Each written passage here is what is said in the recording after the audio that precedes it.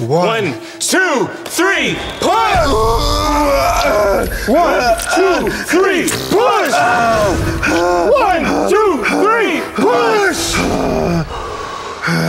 My Beautiful.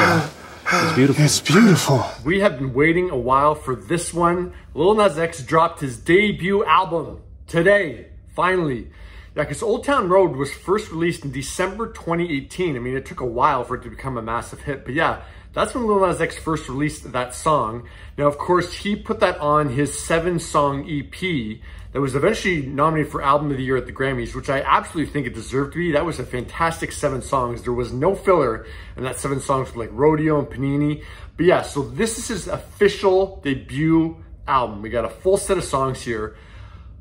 My expectations were high because I knew Lil Nas X would deliver, and he does deliver absolutely. This is a youthful album. It's a playful album. It really captures him very, very well and his struggles within the industry, with his sexuality growing up. You really get to know Lil Nas X a little bit, but it's fun. It's just really, really fun. It's pop, hip hop.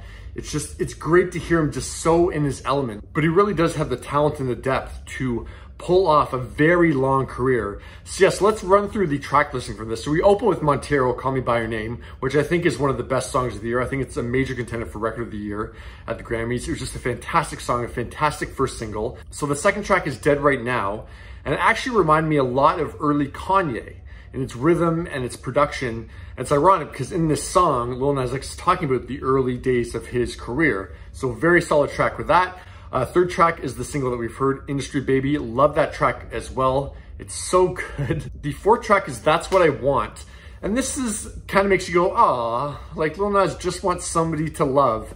And it's funny, like, I mean, we think about all this fame and attention that he's getting, but yeah, it can be pretty lonely too. I mean, I think he's 20 now, so he has plenty of time to find love, but it's, yeah, nice to hear him kind of pining over finding some love in his life. So the next track is Scoop, and it's our first official feature on this album. So it's Doja Cat, and I really like this track. It's really playful, it's really unique, and like I was saying earlier, it's really got a youthful feel to it. Like Lil Nas is really doing something unique in the production that we really haven't heard very much. He's really carving out his own little niche in the pop hip hop world. So the next track is One of Me, and it's another feature. Elton John is on this track. Now Elton is not singing, he's just doing a piano accompaniment. This is a really powerful track because this has Lil Nas X talking about all the criticism and people trying to tell him what to do behind the scenes after Old Town Road was this big hit, and he came out of the closet. Everyone was trying to tell him, no, you need to do this as a song, you need to do this as a song. So he really goes through all the criticism that he got, and it's really powerful that he's come through all that and really is so confident in his own ability. Next track is Lost in the Citadel. I don't really have much to say about this track. I would call this like an album filler track. It's not a bad song in any kind of way, but yeah, it doesn't stand out for me. So yeah, Lost in the Citadel. Moving on. Next song is $sign Slime. It's got a great beat. It features Megan Thee Stallion, and no disrespect to Lil Nas X, because I think he would even admit this, that Megan Thee Stallion totally steals this track. Her verse is absolutely fantastic. The next track, Tales of Dominica, is my favorite track on the album, other than Call Me By Your Name. It's hard to choose between those two because, one, I heard Call Me By Your Name so many times before the album came out. But yeah, Tales of Dominica is guitar based, just like Call Me By Your Name.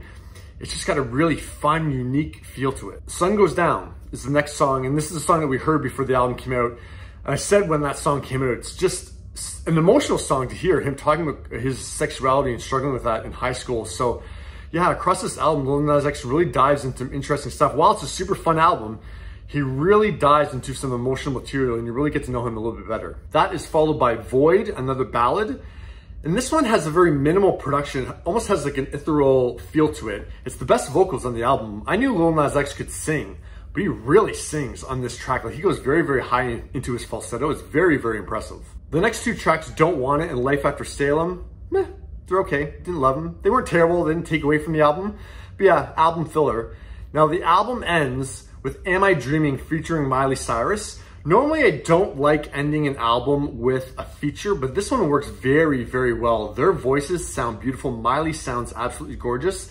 And yeah, to what they're saying in the song, it actually works to have a more veteran artist like Miley singing along with Lil Nas X and closing it out that way. And of course, we know that they're friends too. So very, very strong end to the album. So this is a fantastic collection of songs. I think is going to be a contender for Album of the Year at the Grammys. He's going to be nominated again, possibly. It's a very, very impressive debut. There's a lot of pressure on Lil Nas X to deliver, and he absolutely has delivered with this album, Montero.